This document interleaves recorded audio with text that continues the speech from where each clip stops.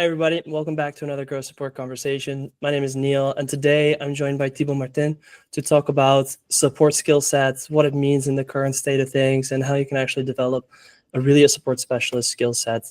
And we're going to go and dive in. But before we do, Thibaut, you want to introduce yourself, who you are, and what you do? Yeah, thanks, Neil. Hello, everyone. Thibaut, I'm 33 years old now. I've been in the customer support industry for about 10 years. I actually started back in 2015 as an agent. I was working at Google back then. So I've done that for about 2 to 3 years, frontline, on chat, emails, even Hangout back then. So it was the old name of Meet. So we had some customer conversation on Visio. That was also an interesting thing. So basically that's where I started building my knowledge and everything around customer support, became team lead for the French market. And more recently, I joined the startup ecosystem. I joined a company in the Netherlands called Otrium, which is a fashion marketplace, to make it really simple. And I took the lead of their customer support department there. So I've done that for 3 years, did a lot of things from toolings to processes to KPIs, outsourcing. I think we covered almost everything because it was not really set up. It was not the priority back then.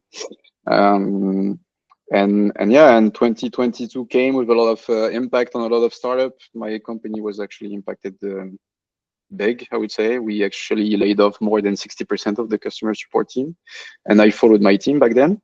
And that's where I started looking at what is my next step basically. And I don't really know how, but I decided I didn't want it to go back to being an employee anymore. So that's where I started freelancing. I've consulted with some companies on their customer support strategy with companies like Sudoku in the Netherlands or Fairphone, also some really nice missions. But on the side, I was actually building SmartRole because I think back then 2022 was the first time I heard about OpenAI and ChatGPT. Started playing around with it with like a lot of people out there, I guess, and it basically created a bit of an idea in my mind of how we could use that for training and onboarding, because that was a big issue for me when I was at my company at Otrium. And basically we have been working on that with my 2 other co-founders for the past year or so. So yeah, I think that's the 10 years and a few minutes to make it simple. Nice. I love it. I mean, you started as a rep yourself. I think that's how many support leaders and people in the space really start, just being that agent and continuing to grow and develop. Were there specific skills that you found that you really, really needed to develop that maybe you weren't necessarily trained or taught? I don't think it was trained. I mean, that's the interesting part. And I always take my example when I speak with anyone, basically. At Google, the training was 1 month long. So like everyone, I saw a lot of slides with a lot of processes to follow. This is what you need to do if this happens and so on. But then I remember the first call that I had was actually 2 hours and 15 minutes long or something, for something really simple, because I didn't manage to manage the conversation and to take the lead on the conversation and to ask the right question and so on. So I don't know how many times I actually put this person on hold to ask question around. But I think nothing was really focused on those soft skills or how to manage this kind of call. So I think I've learned how to also stay calm in conversation like this, take the lead also, ask the right question. I think those are the things that I've learned by doing also. That's what happened basically. And I only started to feel comfortable, I would say 6 months or 9 months into the job, because that's how long it took me to really comfortably see all the use cases, all the topics that could happen, and to be at least comfortable in all of them without even mastering all of them. So I think even mastering all of them is not even possible in less than a year. And that's why we, after that, started to specialize in some things. But so I think back then there was nothing done, at least at Google, was nothing really specific on empathy or effective questioning or things like this. There was nothing really done. It was like just do by yourself, and it's more by actually shadowing others or asking questions that I've learned how they were doing it. Um, but for me, I mean, that's also linked to my personality, and I think every agent will have a bit of a different answer. But for me, it was always staying calm, because I was always in front of customers that were not easy, I would say. If I compare to what I was doing at Autrium, in a way, my agent had a relatively easy job, because it was like, where is my order? Where is my return? How do I return my thing? And so on. Those are really simple stuff that could actually be easily automated at some point through AI and things like this. In my case, it was more people like the small fashion place from around the corner that was buying ads on Google, and it was not delivering the result that they wanted. So they were really annoyed, sometimes frustrated, sometimes really angry at Google as a big company, and you had to manage this kind of thing. So I think I've developed a lot of patience, understanding, showing empathy, asking the right question to understand what they really wanted to get out of using this tool, and telling them really frankly, okay, that's the right tool and you have to do it like this, or that's not the right tool. And I think that's also something that,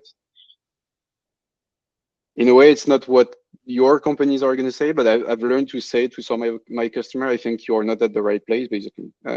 From my own perspective, what you are telling me, what I've seen working or not working with our tool, this is not something that you should be doing, and I think you are spending your money not at the right place. And maybe I'm saying something that is not really going into the right direction for some companies sometimes, but I think that's also like empowering your agent. They need to be able to make their own decision based on the person they have in front. And I think I've made it multiple times to say this kind of thing, and I think in the end it's better to say to a customer, you are not really a customer for us because of XYZ, and this is my thinking. What do you think about it? Than trying to force someone to use your tool for some reason, to make them pay a relatively hefty price every month, and then they are unhappy, and then they're gonna basically burn you online, whatever, say that you are really not a great company to work with and so on. And it's just because no one told them directly, maybe that's not the right thing for you for some reason. So I think that's what I've learned when I was at Google by doing my job mainly. Of course, there are other things.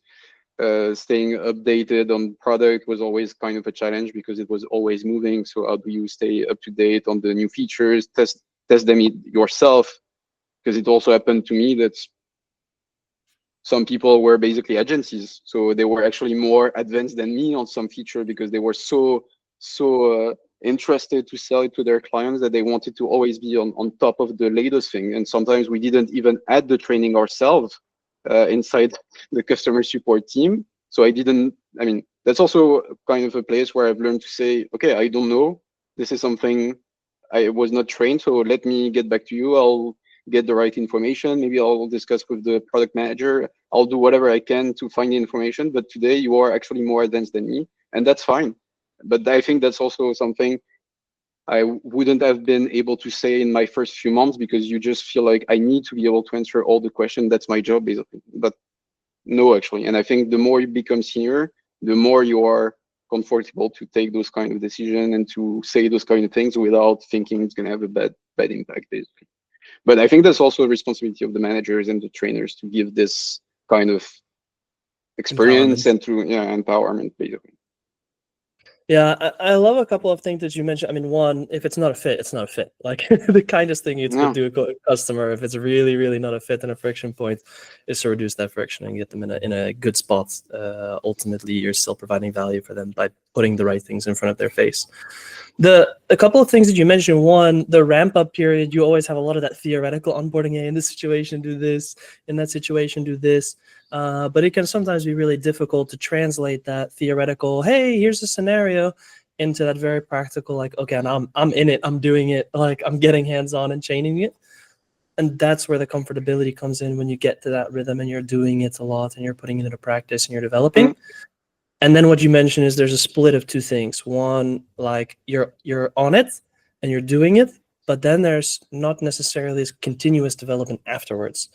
Yeah. However, sometimes, like training-wise, but you do see that in QA programs, because then you're just put into a QA and you're getting coached and more being evaluated and trained that way rather than through a dedicated safe environment Yeah. in that sense.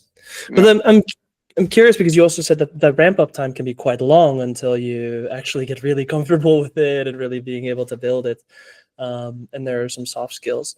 Is there something that you think people can do to kind of continue that training after onboarding to like keep that rhythm going and embed that kind of coaching and development?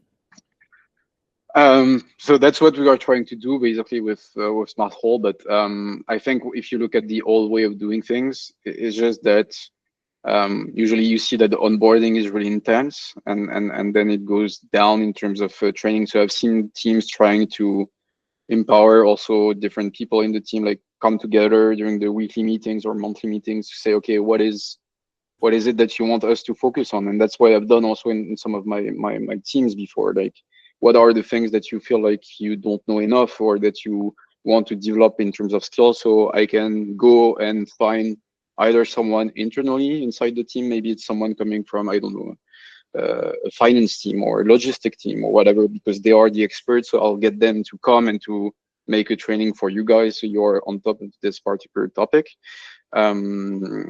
Which is already great, but it's also super time consuming, and you need to find the right people, to pull people from other departments. Maybe they don't also have the full understanding of what customer support operation are, so maybe they will not even include the right thing inside the training. Things that I've seen also in the past.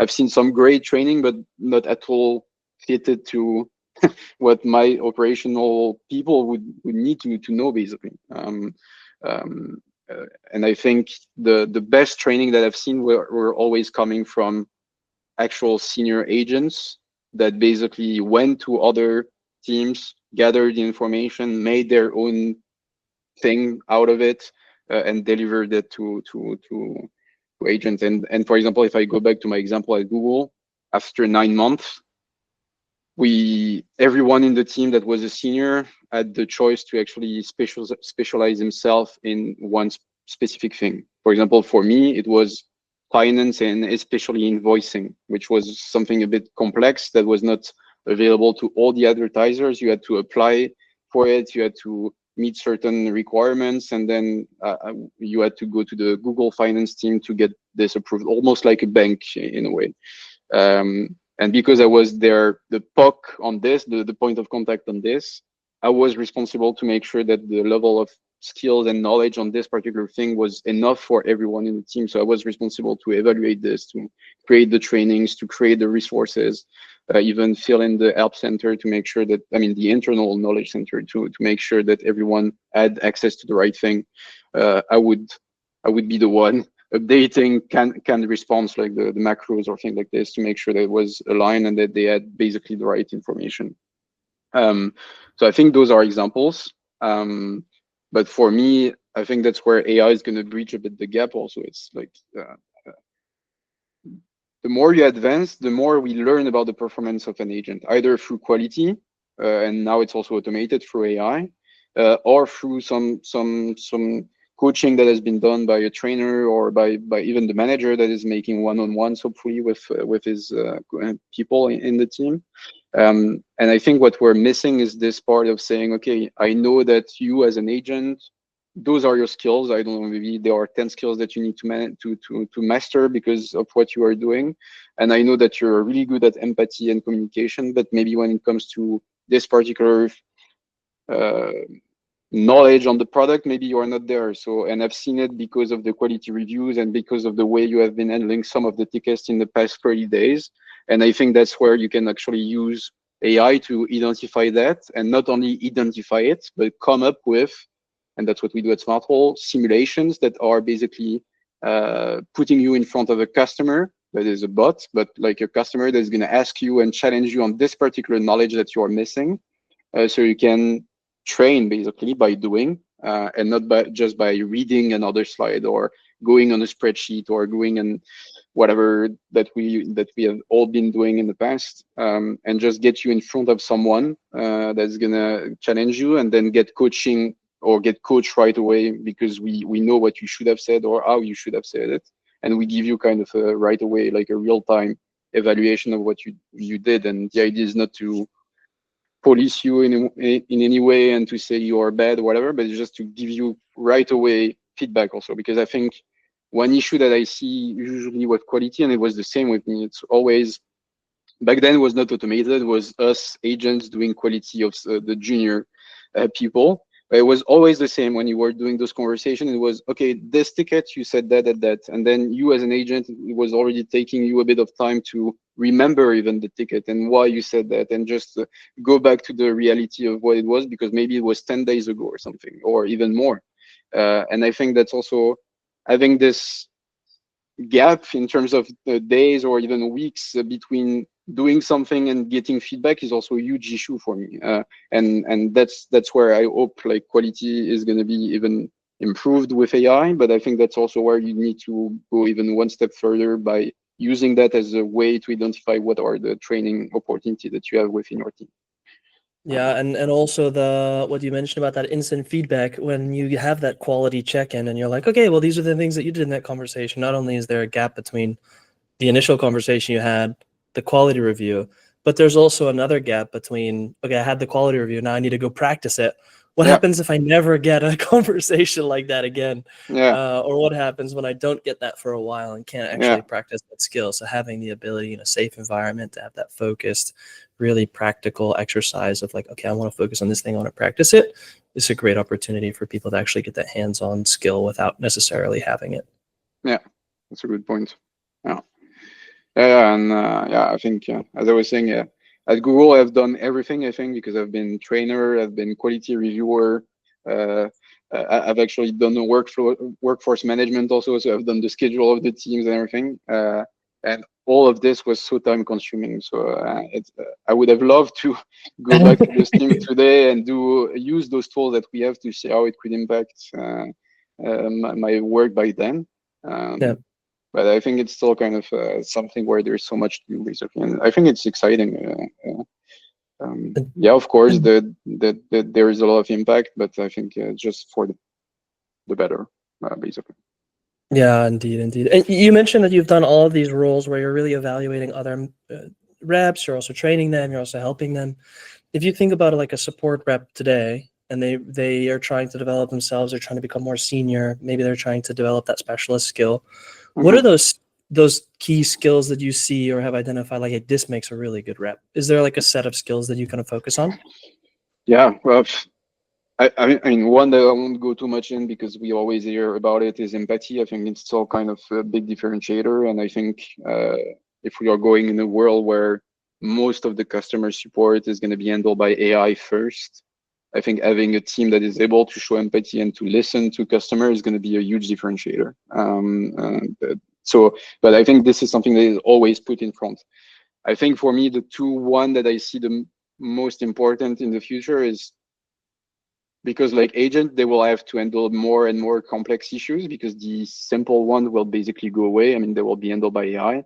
And I think agents in a way will become more, I don't know, technical consultant or consultant by themselves, and they will need to be able to speak more at a strategic level in some cases. For example, if I look back to what I was doing at Google when I was a senior, sometimes it was really kind of strategic discussion on where I would put my budget and things like this. And this is something that you cannot really discuss about in your first few months because you have never seen any uh, budget discussion or how do you split that and how do you decide on this. So what I mean by that is that I think problem solving will be key and really having a strategic view for me is really important. So that's why I think we need to empower agents and give them kind of a higher level view of what are the different impacts and how having one customer using this particular feature will make sense or not for them, depending on whatever they want to achieve, basically. I think maybe in this case, especially in B2B, of course, I think it's a bit different if you are speaking a bit about B2C, but I think it's really about making them understand that if there is a problem, of course, maybe there is an existing answer that is maybe in a macro or a canned response that they can just click and send. But I think they still need to look at this macro and say, does it really fully apply to the person that I'm speaking to? Because I also sometimes see those canned response or those pre-made text as really it creates some shortcoming in some cases, because then your agents don't think anymore. They just say, okay, that's what I need to put. I'm not going to think about it. I'm just sending it. And then usually my experience is that people recognize this, a customer, they recognize that we send a pre-made text and they don't like it because it's not personalized. Of course, AI can personalize it. Of course, there is something that can be improved by this. But I still think you need to have a human touch on that. And I just mean by that they need to have this problem solving skill, which is, how do I really would approach that myself? And does it fully align with what my customer is telling me right now on the phone or by chat or whatever? So that's the first thing. Second thing, I think adaptability is key because right now AI is all over the place. It's going to impact a lot the way they have been working.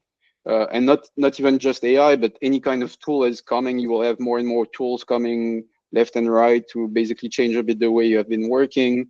And I think being able to be adaptable in this kind of new scenario, finding what are the tools that will basically help you to be more productive or more efficient, those you need to bring them on.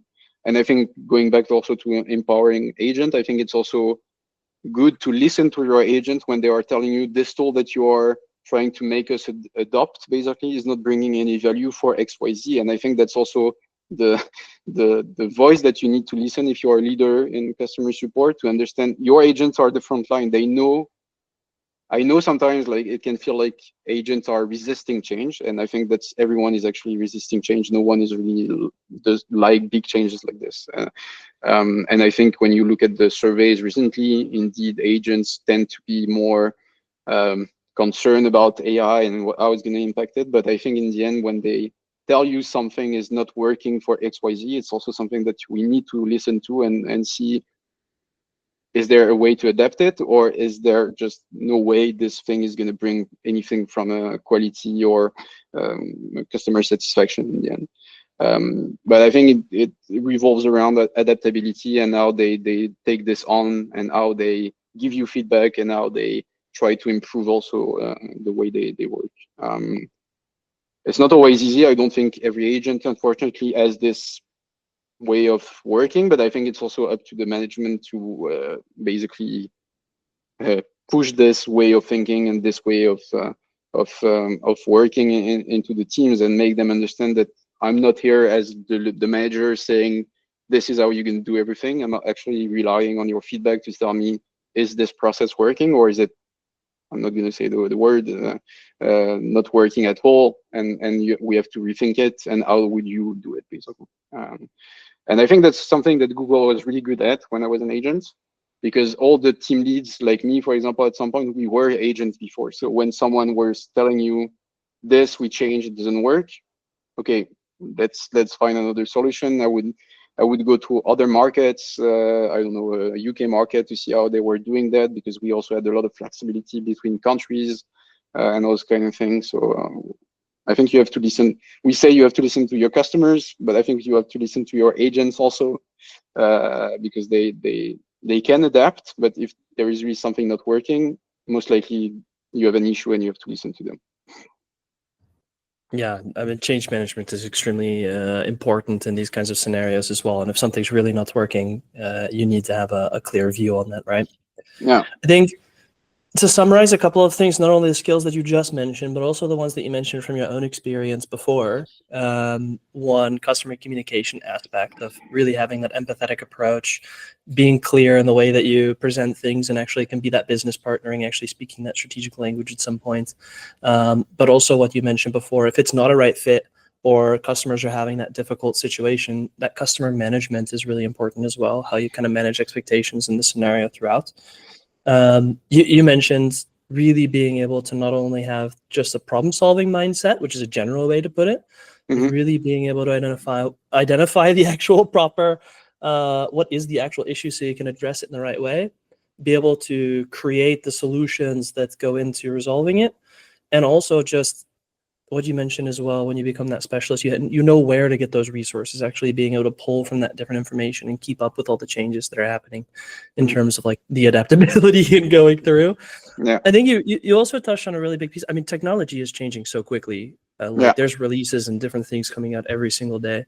I think it's less on fully understanding the very specific systems that you work in. I think system knowledge and depth is really important, but at the same time, it's a little bit more the ability to learn new systems quickly, more of that digital savviness, and just being able to understand how to navigate and generally figure out how it works. Maybe the ability to learn, unlearn, and learn again in a bit when you mentioned adaptability. Yeah. Like these are really important skills to be able to kind of continuously move, because you're kind of the in between customers who are telling you maybe product changes before they happen. Hopefully, like you have a bit better of a pulse on that. But also in between the organization, right? When you're an agent and you're providing that feedback of what's working or not, so you're kind of in between customer and business in that standpoint. Like, how do you think that people, we talked about a bit the training, about a bit quality, but now we really have this full list of skills. Is there a specific way that you think people can go about developing those besides just this hands-on development approach? For me, that's a bit my belief that it's only by doing that you can really learn and test yourself, because like it's the same, like going a bit outside of the topic here, but I've never been really good at public speaking, and now I need to make pitch in front of VCs or in front of potential customers and those kind of thing. And it's just by doing that I identify, okay, this I didn't really do well. Sometimes I see it myself. I can identify where I feel like it was not good enough. But sometimes I need someone else to tell me, like, this, maybe you could have said it like this, or structured your pitch like this, whatever. And I think it's only by trying to walk or to crawl and then walk and then run that you will actually become better and better. But I still think like things like shadowing is really important for me, because I'm also, I mean, something that I still hold really dear in my heart from my time at Google was I've never had such a close bond with anyone else or any other team than with the people that I was on the front line with, because whenever there was an issue, basically someone else on the floor could help you potentially, or have seen this issue in the past that you have never seen or something. So in my time, at least, we still had, even when we were senior, we still had a few shadowing session here and there, where I would go, for example, with the POC of a specific product back then that was Merchant Center, or I would go with someone that was really specialized on the bidding strategies or things like this. And then I would basically see how this guy would handle those type of tickets, because he was the point of contact there. So it's not only doing there, but when you have someone that is really working on a specific mastery or something, I think it's so interesting to go and ask them question and tell them, okay, I've seen this. How do you approach that in particular? But I think it's still linked to, it still requires you to have experience actual ticket or actual request coming from customer, because if you didn't really face this and at issues or trouble to answer that, you don't know that you have this problem, because you have never met this issue before. And I'm going back to this thing of adaptability, or you need to know who to speak to or who to go fetch information from. And I think for me, that's the best way to approach it. I think for me, you need to do things. You will have quality review coming from it. You will then be recommended on what is the best way to train this particular skill. Both, it can be a soft skill, or it can be product knowledge, or it can be anything that you are not mastering. And we will basically create a scenario for you that is a simulation based on what we think you should train on. And then you will get coaching, and then you will see your I mean, it's a bit of gamification, but you would see your knowledge grow basically, and see that you're doing better and better every week that you train on this thing. And then maybe at some point you will become an expert in this, and maybe there is something else that you left a little bit on the side, and then that's something that will be picked up again because we identify that you don't know it enough or something, or that you don't master it enough. So I'm a big believer, and that's why we created SmartRole. I'm a big believer that the way we have been doing training is a bit old-fashioned, and basically now it doesn't work. That's my perspective. It's just like whatever, if it's 1 month, whatever, if it's 10 days. Sometimes I've seen people doing training in 2 days. The just the idea of saying I put a batch of 10, 15, 80 people, because that was my case at Google, in a room, I show them slides. I expect them to all learn at the same pace. I expect them that because they have seen one screenshot, they will be exactly able to reproduce that. And even shadowing in some cases has limitation there, because it's great to see someone doing it in front of you. But as long as you didn't take your own mouse in your hand and you used your own keyboard to go in the right place in the help center or whatever, I don't think you will master it. So for me, it's just like a basketball player. You need to shoot to the board or whatever. How do you call it in English? I don't know. To the hoop, to make it work, and you just have to repeat, and that's for me the best and most reliable way to do it, outside of speaking with real agents and real customers. Sorry. Yeah. Rely on your team, get the resources there, Yeah. build the muscle memory of actually going in and doing the Yeah. action. Yeah. Yeah, 100%. Like it's also the same advice that I give to anybody learning a new system. Go click around, go click, like go in it and use it. Like that's Yeah. how you will learn it. Yeah. That makes a lot of sense.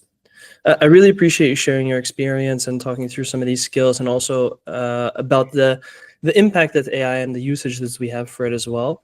A bit of how the change there will happen. I'm curious about one last thing. I mean, you've learned a lot through this development journey, and throughout your agent's experience, going to senior training, everybody developing now what you're looking at in terms of being able to actually kind of build these skill sets within people. You mentioned that we're kind of making that new version or an updated or up-to-date version of what training looks like, whereas things might be a little bit outdated. I'm curious to know a little bit about what this year looks like in terms of support. Is there something that you're really excited about? That's a big question. No, I think for me it's still understanding what are going to be because I think we touched on AI for the past 2 years now.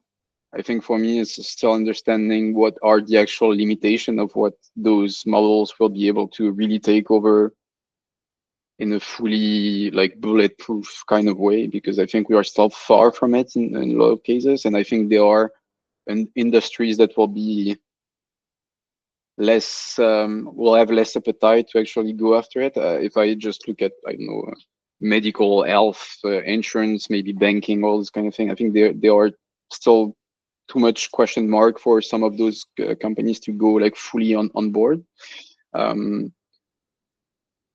So I think that's really understanding the limitation, and we see every year now and then like new things coming. As we speak, there is this new Chinese model that just came out and is making a lot of noise right now. So maybe there will be a big change also on OpenAI and Anthropic and any Gemini, whatever. They will maybe change again based on that, because the competition is so intense that they will need to respond to that and all those kind of things. So it's great to see, but my real interest is to understand what are the actual use cases and limitation that we should feel 100% comfortable to basically outsource to AI, and to just, I can close my eyes, I know that AI is going to do a great job. And are we speaking about 30%, 50, 60%? I hope that we will go to 60% to 80% of what our agents have been doing in the past, that will be able to be automated. That's my expectation. Will depend also on the industry, of course, because if you speak about e-commerce, like the kind of company I was in the past, I think it can even go above 90% basically, because it's relatively simple and the edge cases are really small basically.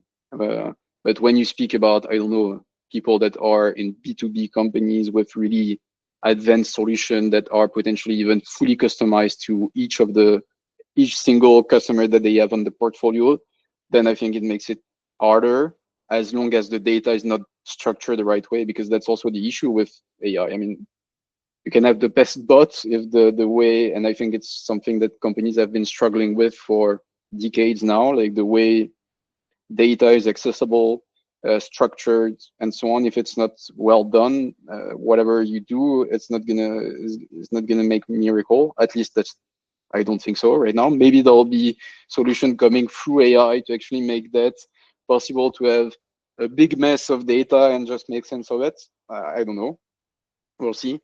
But yeah, I think for me it's really understanding the limits, and then because it's also important for me to understand, okay, what is the role of customer support going to become, even though I think I have my idea when I was saying I think they're going to become consultant. I think they're going to bring even more value. I don't think they will become sales in any way, but I think that's what I would like, and that's what I liked when I was in a customer support agent, was to really feel like, okay, I never said it like this, but I'm a consultant to you. And if I feel like what you are doing is maybe not the right feature and that you need to use this for XYZ, and I can impact your strategy, not only in the usage, but impact your company a bit more globally, I'm happy to do that. And I think it's even more exciting for an agent to do this than just say, this is the technical issue you have, just click there and it's going to be gone. Basically, this is something that I would be more than happy to actually get AI to do, because it's not where you can fulfill, or that you can feel like you are developing skills and that you are developing yourself as a person, and that you can reuse that also when you go, basically. So yeah, I think that's it, and I think that's how do we use all of this also to make the agent grow, basically, because I think there is something that was interesting that was shared last year. I don't remember exactly at what occasion, but Zendesk team, I think, was when they actually did all their AI presentation and all this kind of thing. I think they shared one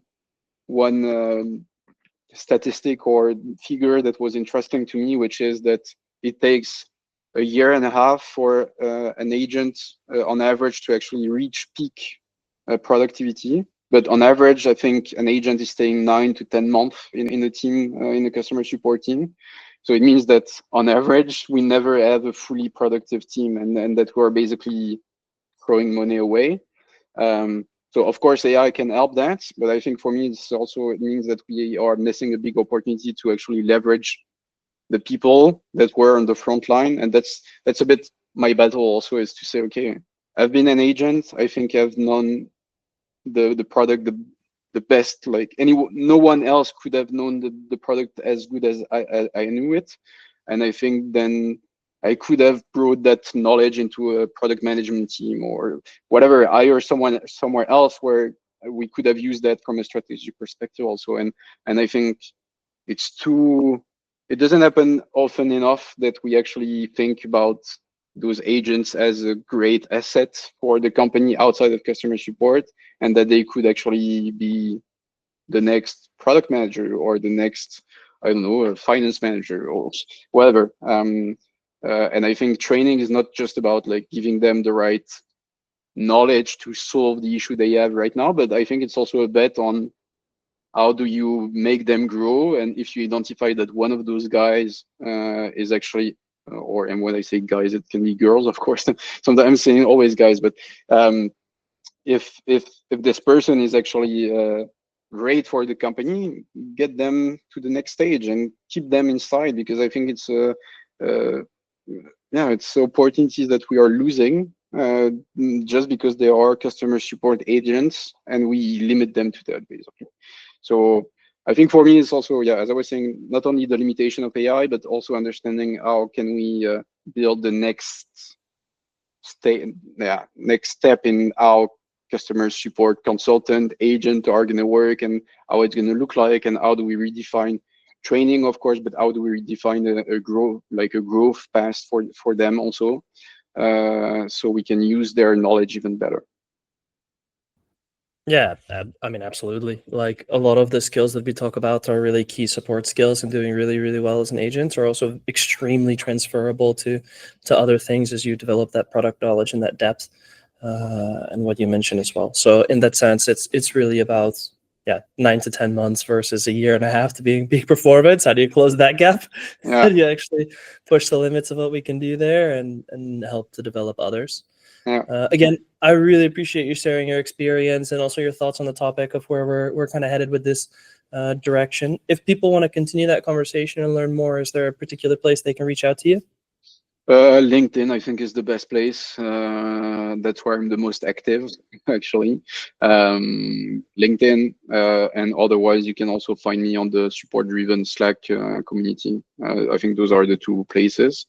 I think I have a Twitter/X account, but I've never on it, basically. So, yeah, LinkedIn is the best way, I would say. Nice. Perfect. Well, thank you again so much. I really appreciate it. Cool. Thanks, Neil.